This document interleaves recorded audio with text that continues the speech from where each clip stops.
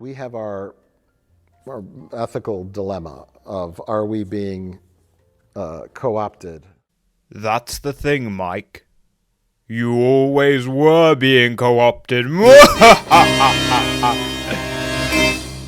Hello everyone, this is Venom Geek Media here, and yes, I'm going to take a swing at Star Trek Picard Season 3.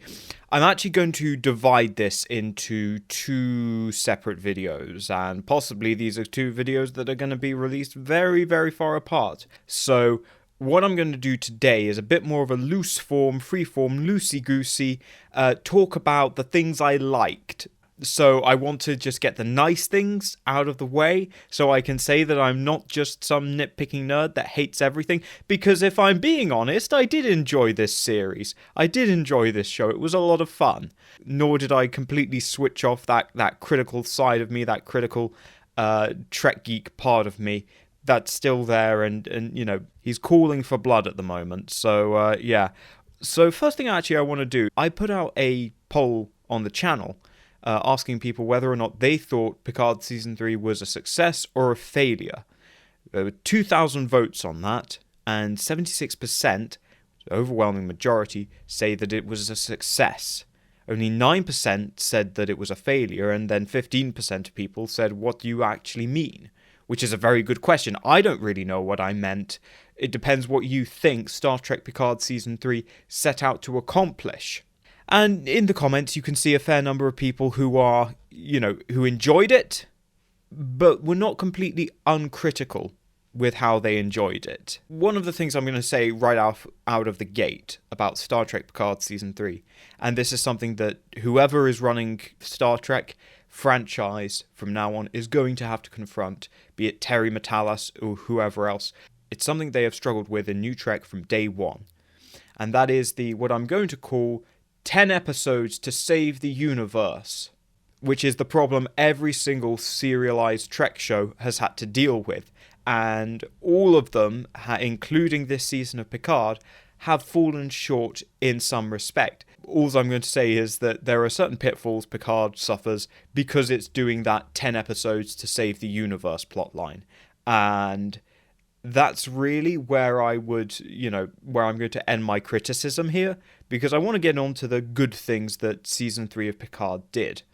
The plot was not one of them, and the plot was never really what Season 3 of Picard was about.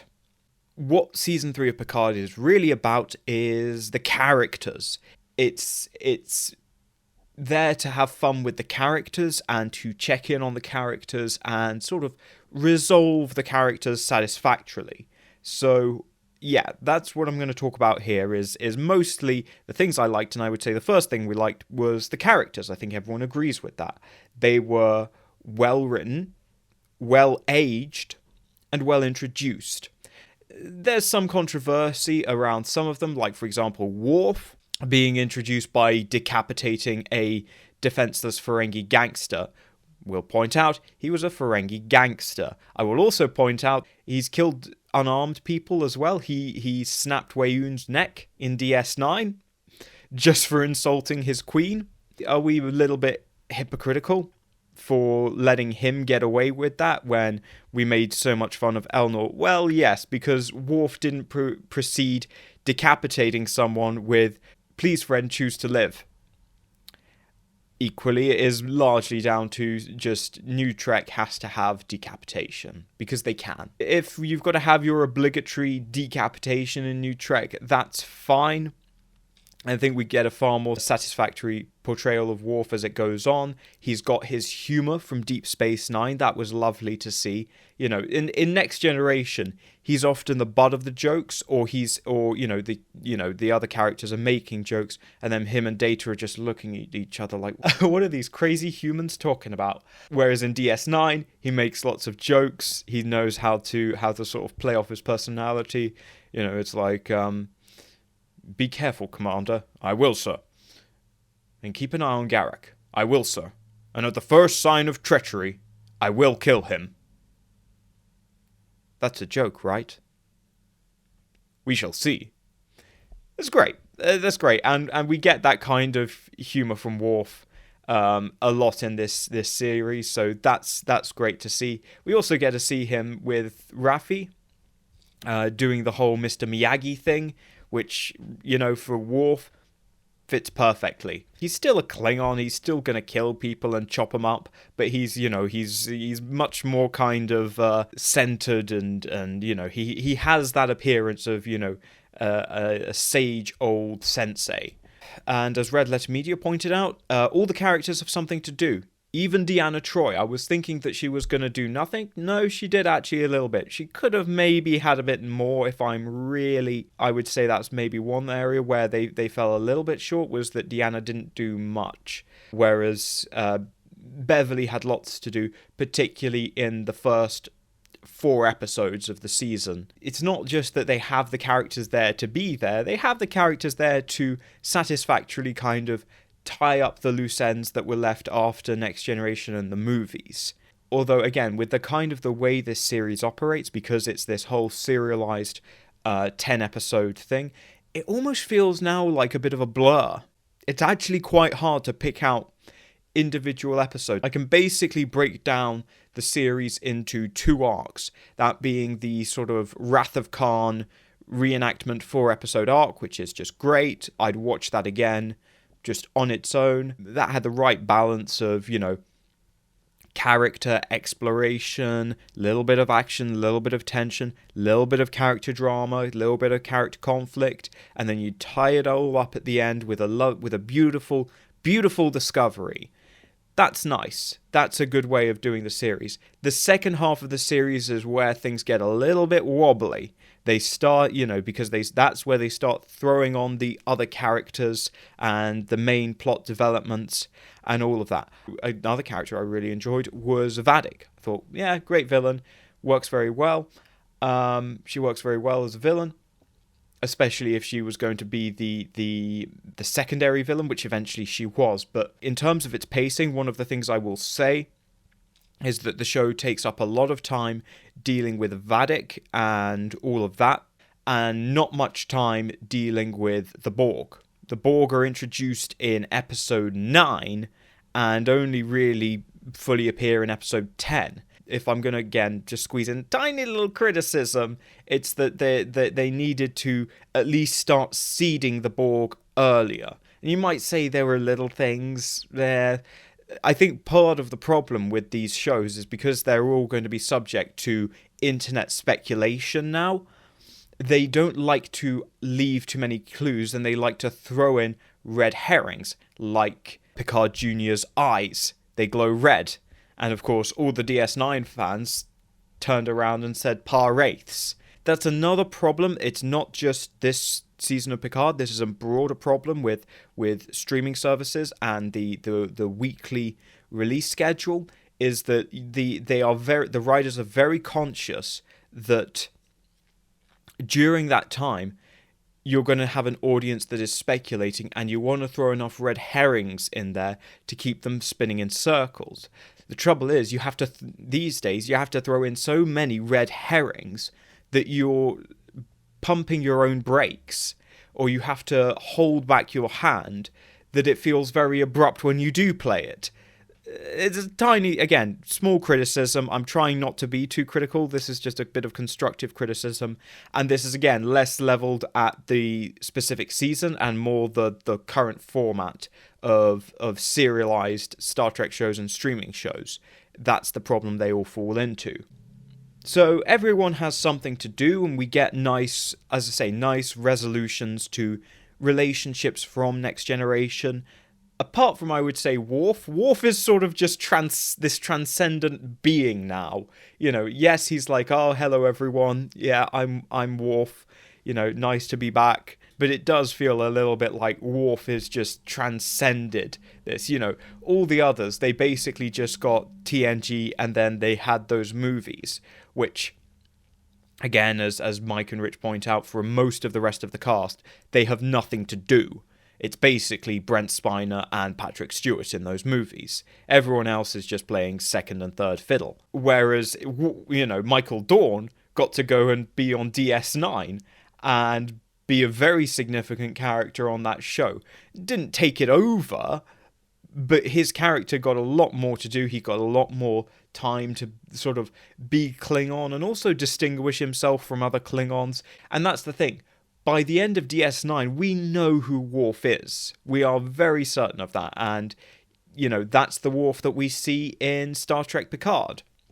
Whereas what I would say with a lot of the other characters is we're still, particularly I would say actually Picard and Riker, we're still figuring out who they are or who they've become. I'd say all of them have changed and been sort of thrown around, buffeted around by the years. We recognise them, we recognise Dr. Crusher, but she's changed. She's not the dancing doctor from TNG anymore. She's changed quite a bit, as well as the legacy characters being very well portrayed. We've also got some of the kind of show's characters. Now, of course, one of them being a legacy character, that being 7 of 9.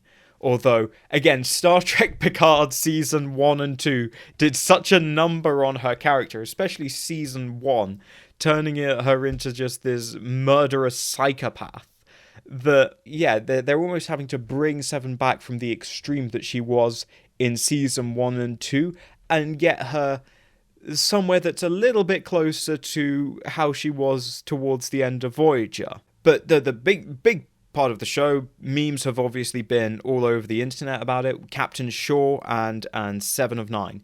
And that whole dynamic and interplay and, conflict. Some people love Captain Shaw. Other people hate him, think he's an asshole. He's, I would say, ultimately key to the themes of the show, and I'll get on to that, because the themes are really the key element of the show. I would also say I am more sympathetic to that kind of asshole captain trope than a lot of other people. I mean, for goodness sake, I love Jellicoe. I love Captain Ramsey from Crimson Tide. I like my stubborn old bastard captains. Even so, it's like you can still contrast him with how Jellicoe is in Next Generation. Jellicoe is very firm and very like, I want this done and this done, but he's still very relaxed. This was something I was actually thinking when I did the video about character interactions as dictated by Starship design. And one of the things I was thinking is how relaxed Jellicoe is on the Enterprise D. He's not talking to Riker like a military commander, not really. He's not saying, I want this done, and I want this done, and I want this done. He's talking more like a business executive. He's saying, okay, we're going to do this, I'm going to schedule a meeting for that, we need to have a conversation about this, So Shaw is definitely further onto that sort of gruff old officer than even Jellicoe, but it's still endearing. And again, in terms of the point that they were trying to make with that character and that relationship, made perfect sense. The other sort of original characters that I want to talk about are the LaForge sisters, and we get two, one of whom is actually LeVar Burton's daughter, Mika Burton. And so you've got this kind of conflict of, here's this one sister who's stuck by her father and been very loyal and kind of done what's expected of her, and you have the older sister, and she's a bit more of a maverick, wants to blaze her own trail, wants to be at the helm of all things rather than an engineer. Of course, Geordi spent season 1 of TNG at the helm. Point being is, like, you have that little conflict and dichotomy of conflict between characters and differences between characters, and this really ultimately drives at what I think is the heart of this season of Picard, and that is the central themes, which are all ultimately, the main theme is all concerning relationships. This is what Star Trek Picard ultimately is. It's about how we relate to one another, how we relate to ourselves. That's fundamentally what this season of Picard was about. And you know what? That's quite important, because, previous seasons of Picard gone and done different themes. Season 1 of Picard, to quote Mr. Plinkett, be nice to people who are different from you, because if you don't, they'll fucking kill you. Season 2 of Picard was a confused, muddy mess of childhood trauma and my climate change and my pollution and my poverty and my racism, and Picard got childhood trauma. it was a complete mess. If I want to be very charitable, I will actually say that there was a bit more of a positive theme in Star Trek Picard Season 2. That's purely by merit of the last episode, where it's like, actually rethink the things you know. Maybe what you think you know happened isn't actually what happened. Maybe what actually is going on under the mask is very different. You know, the whole thing of, oh, you think it's an evil Borg queen, and then it just turns out to be Dr. Jurati, and actually it's not so bad, and, you know, not everything is how you perhaps at first see it. Things are not always what they seem. That's perhaps the theme of Season 2 of Picard, if I want to be very charitable. You know, Season 3, though, is much more clear and concise, and I would say gets its themes across, not at the expense of the characters, but in the strength of them. Season 2 of Picard had to do all that by giving Picard this stupid traumatic backstory, you know, which just never fit with the character previously. Season 3 of Picard doesn't have to do any of that. It doesn't have to give any of its characters stupid, tragic backstories in order to satisfactorily develop and resolve their arcs. So I suppose I should delve into the themes. So the themes, I would say, they're kind of dual themes. They're mirror themes. And so you have getting old, and you have growing up. And those are intertwined themes. So for Jack Crusher, Jack Picard, whatever you want to call him, you know, that he's growing up, and growing up not in terms of becoming a man. You know, it's like, well, you know, he's long past that. What it is, though, is growing up is the acceptance of who your parents are. Because at first, you know, Crusher is dealing with the fact that, you know, he basically has an absentee dad who just everyone, you know, thinks is a legend, but, you know, he never cared to visit or even looked to see him, you know, and seemed completely indifferent to the concept of family. And then, you know, so he just develops this image of Picard as this, you know, uncaring, career-minded Starfleet robot. The whole point of the season is, you know, he's not this Starfleet careerist robot. He's not Locutus of Borg. You know, he's this well-intentioned but flawed human being who has good parts about him, bad parts about him. But he's ultimately a human being, and that's what the acceptance of growing up is. It's the recognition that your parents are neither terrible demons who tormented you and who, you know, nor are they, you know, perfectly virtuous angels who have everything together. Now, getting old, that's the other half of the theme, and the recognition of getting old is, well, the acceptance of your own mortality and the willingness to kind of let go of the world and your sort of your responsibilities and to hand that off, to hand over the reins to the next generation in good faith and trust, rather than, you know, hold tight to those reins and even in your death rattles still hold them tight. You know, that's what acceptance of getting old is just that you have to accept that you're not going to be around here forever, so you can't, you know, retain the same level of control and power and influence that you once did. You've got to let the next generation take more and more of that on, and you've got to accept that. The other half of that is then the acceptance of the past and the openness to the future. Big part of that is, of course, Wolf 359 and that whole thing. You've got two characters for that. You've got Picard and you've got Shaw, both characters that are in the same position in that they really struggle to deal with that trauma. You know, I say I don't like Picard having a traumatic backstory. I don't like a traumatic backstory being slapped on the end of a character. You know, given what the characters go through during the duration of Next Generation, it's fair enough to say that they have suffered some traumas in their time. They've gone through some weird stuff. But so with Wolf 359 and the acceptance of that, it's, again, Shaw has built up in his mind, and he's not the only one. He has built up that Picard is this demon, this monster, this thing that ruined his life and killed everyone he knew. And same thing with Cisco in DS9. The opening of DS9. Picard drops him off on DS9, and Cisco's like, "You killed my wife, you fuck." That kind of resolution is like Shaw realizes that there is no monster, there is no Locutus. There's just this now very vulnerable old man. And same thing with, and that's the same reason why he's such a dick to Seven, is because she's a Borg, and he doesn't want to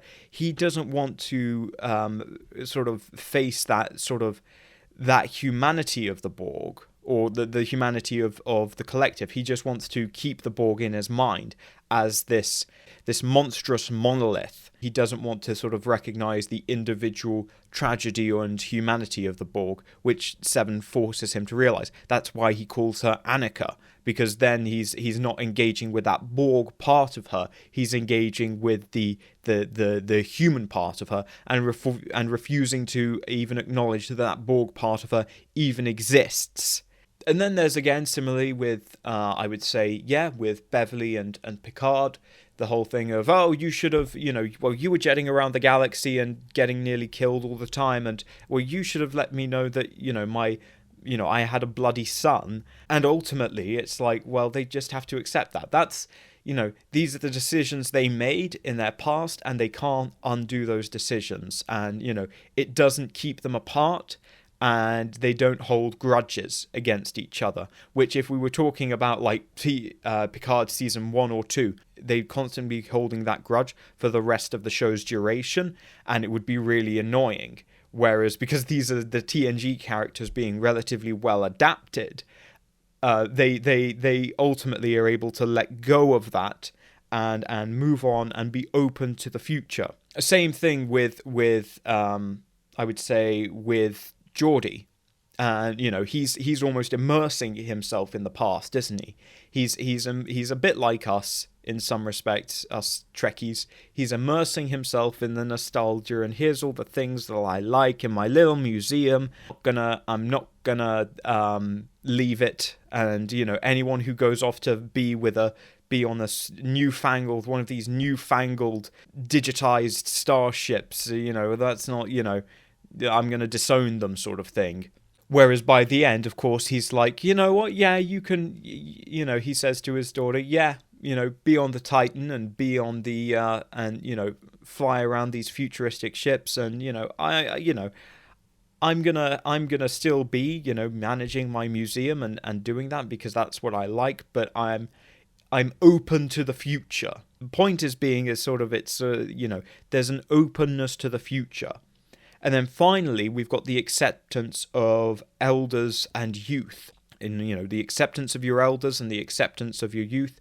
Yeah, your elders are annoying and stuffy and close-minded in some respects, but they also have a lot of wisdom, and you should take notice of that. You should take note of that. And then, for the youth, yes, they've got all this energy and enthusiasm, but they're quite vulnerable.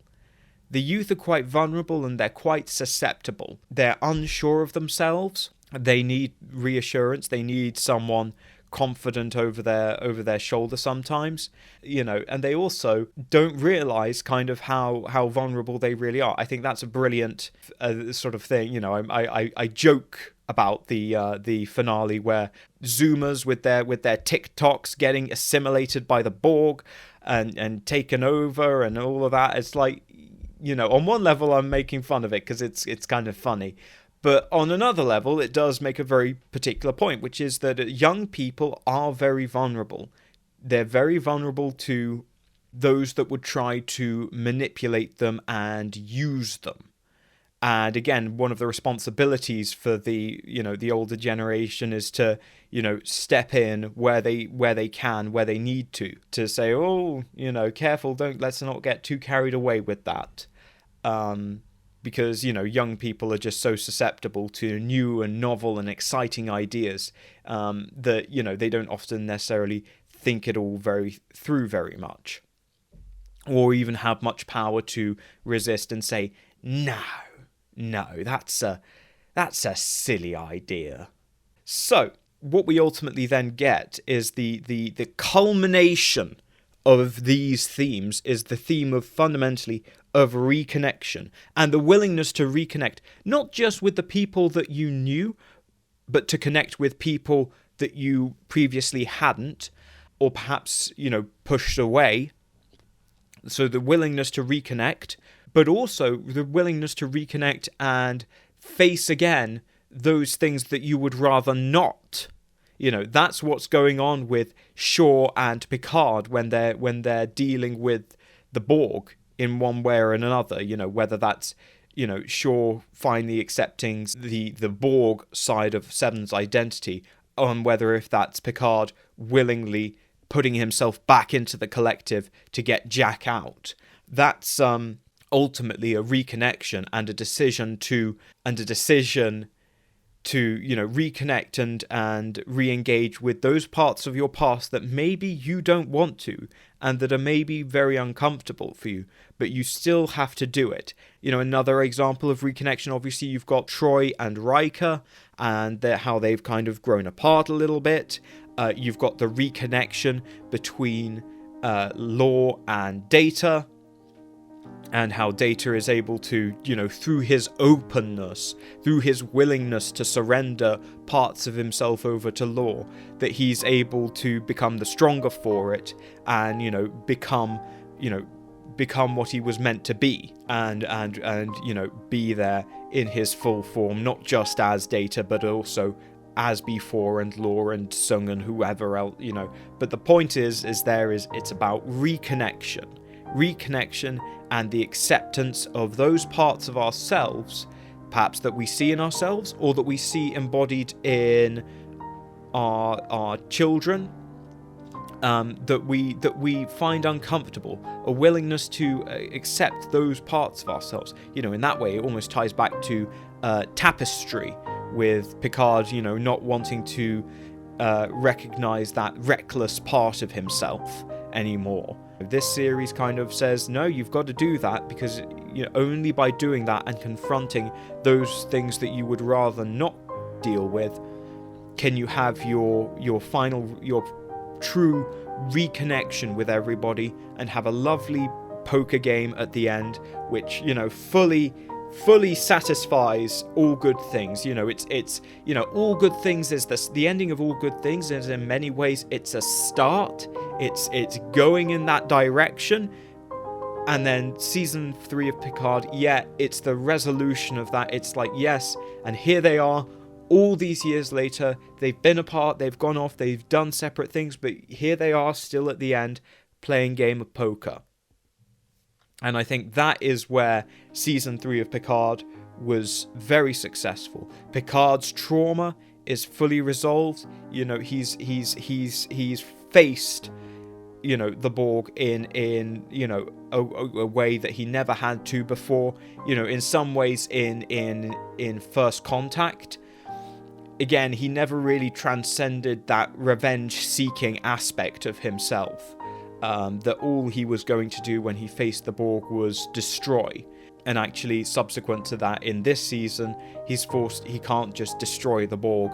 He's got to first rescue Jack from the Borg. And so in that way, it's very, very successful. Again, having Shaw accept Seven for who she is, for her Borg side. And then, of course, Seven, that then kind of passing on to Seven and, accepting who Shaw was. You have that lovely scene at the end with Shaw's report on Seven, and he basically, and how he says that, she's not like me. She's very different, but she's going to be better. And that's a lovely, lovely way of kind of resolving that character's sort of self-doubt and inner conflicts, and with that thumbs up, that affirmation from the older generation of saying, you got this, kid. I say kid. Seven does not, but you know what I mean. And so in so doing, Star Trek Picard Season 3 succeeds in rebuilding a hopeful vision of the future. a future where, we're going to go through some trials and some difficulties, but we're going to stick together as people. We're not going to turn on each other like they love to do so much in Discovery, particularly season 1 actually, where they just turn on each other and bitch at each other all the time. It's a more optimistic and hopeful vision of the future that's been set in place where, the older generation can let go. They can, hand over those reins and sit down, play their poker game, and trust that the new generation has got it all in hand. And in that way, I would say Terry Matalas, whether he intended to or not, but he succeeds in then sealing a divide within the fandom, and kind of in some ways almost breaks the dichotomy which is epitomized, if not pop culture itself, then pop culture media itself, the all feared culture war of these young people, these SJWs and their snowflake blah blah blah blah blah, these bigoted old people and their problematic TV shows, and they just want to have racism in their shows again and whatever. It's almost what Terry Matalas has done with this show, whether he intended to or not, is break that dichotomy and say, no, old people, leave off a bit, to an extent. When the young people say, okay, boomer, they've got a little bit of a point. Give them some space. Don't cast them to the wolves. Don't just say, all right then, fuck you, I'm out. Deal with this world on your own, squirt. But they're also saying to young people, don't be so hasty to judge your elders. Don't be so hasty to jump to conclusions and think that you know everything about them, and that they're just terrible, terrible people these terrible people that you've built up in your mind. And so I think in that respect, again, Terry Matalas has succeeded in somewhat, transcending beyond these sort of this nonsense of the culture war, which is typified media discussion, all from, what was it, 2015, 2016 onwards. Now, I'm sure you're going to get fandom menace types. In fact, I know there are fandom menace types who are already saying that, yes, this is our show. This is not the SJW show. This is our show. And I'm like, okay, you were probably only watching half the show then. And then equally, I'm sure you're going to get, Steve Shives and We Are Starfleet saying, no, this is our show. This is validating our viewpoint. And ultimately, I think what this season of Picard is doing is landing in the middle. It's kind of that classic bit of Star Trek where it's not taking sides, which I know is shocking in the modern era. You have to take sides in your modern TV show, in modern political affairs. How can you not? And then this is saying, old people, they're a bit stuffy, bit stupid. They don't understand technology too well, or the changing world. And they did some fucked up shit. But also, young people, don't go thinking that you won't do the same. And also that you know everything. And I think that's fundamentally what Star Trek Picard Season 3 is saying. So I hope you all enjoyed. I hope I was, positive, not too positive. I do have criticisms, and like I say, I will get to those in a separate video because there's a lot to get through.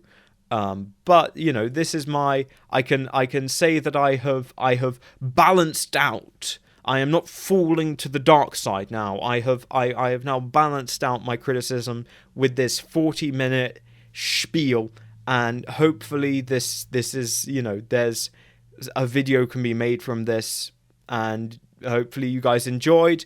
Let me know in the comments below. Like I say, I am not unaware of the flaws of this season, and I will get to that.